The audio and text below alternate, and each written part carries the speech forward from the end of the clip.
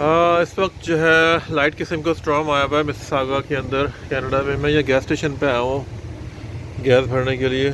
Gas की price तो खैर कुछ कम है, लेकिन ये कि पंप पे खड़ा रहना जो है ना वो बड़ा मसला है यहाँ पे, क्योंकि सर्दी ठीक ठाक हो रही है इस वक्त और ये बर्फ़ भी पड़ी हुई है गाड़ी के ऊपर।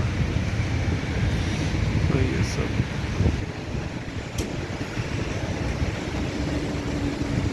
काफ़ी जो है ये वाइट हो रहा है। गैस की प्राइस है $1.40 पर litre.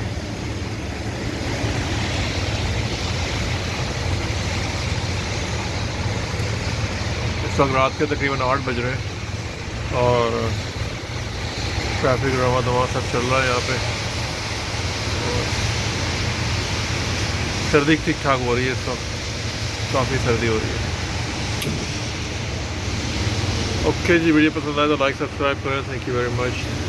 Shakeel from city of Mississauga, December 31st 2023।